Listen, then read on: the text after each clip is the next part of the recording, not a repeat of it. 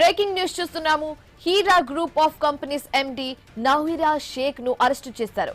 5,600 కోట్ల gold investment మోసానికి పాల్పడినట్లుగా ఆమెపై ఆరోపణలు ఉన్నాయి. గుర్గావ్లో అరెస్టు చేసిన ఈడీ అధికారులు హైదరాబాద్ కు తరలించారు. సరెండర్ కావాలని గతంలోనే సుప్రీంకోర్టు ఆదేశాలు ఇచ్చింది. నవీరా షేక్ బెయిల్ ను క్యాన్సిల్ చేయాలని ఈడీ కోరింది. అయితే కొద్ది రోజుల క్రితమే ఆమెపై నాన్ బెయిలబుల్ వారెంట్ జారీ చేసింది. అప్పటి నుంచి నవీరా షేక్ అజ్ఞాతంలోకి వెళ్లిపోయారు.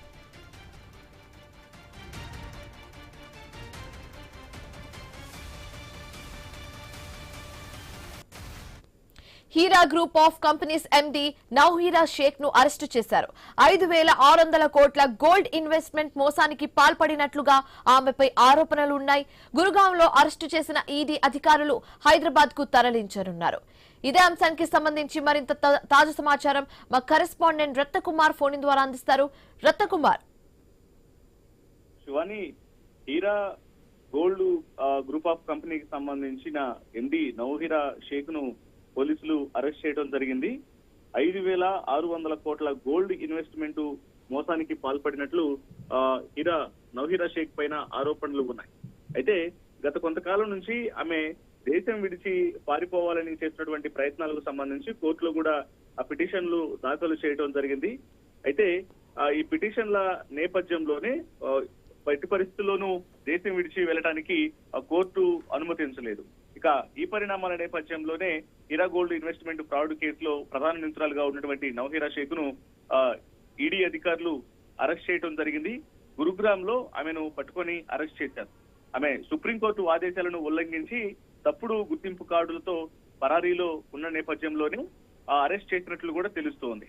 ఇక కోర్టు ఆదేశాల ఉల్లంఘనకు సంబంధించి దాదాపు 10,000 కోట్ల భారీ కుంభకోణానికి సంబంధించి దర్యాప్తుకు సహకరించాలని వారం రోజుల్లోగా జైలు అధికారుల ముందు లొంగిపోవాలని సుప్రీంకోర్టు ఇచ్చిన గడువును నవీరా షేక్ ఉల్లంఘించడం జరిగింది.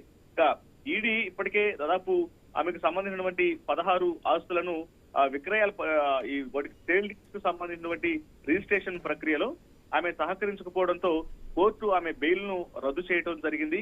లొంగిపోవడానికి కూడా నిరాకరించడంతో హైదరాబాద్ లో prevention of money laundering act కింద కోర్టు పైన ఆమెకు నాన్ బెయిలబుల్ వారెంట్ ను జారీ చేశారు.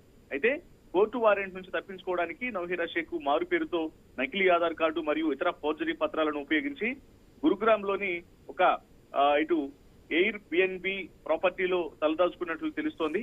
కాగా సాంకేతిక ఆధారాలు, నిఘా వర్గాల సమాచారంతో హైదరాబాదు ఈడీ అధికారులు ఆమెను గురుగ్రామ్ లో ట్రాక్ చేసి అదుపులోకి తీసుకోవడం జరిగింది. ప్రజెంట్ నవీరా షేక్ ను హైదరాబాద్ కు తీసుకొస్తూ ఉన్నారు ఈడీ అధికారులు. తర్వాత ఆమెను బేగంపేట్ కోర్టులో హాజరుపరిచేటువంటి అవకాశాలు ఉంటాయి.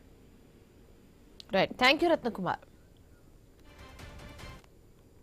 వైసీపీ అధినేత జగన్ కు మంత్రి నారా లోకేష్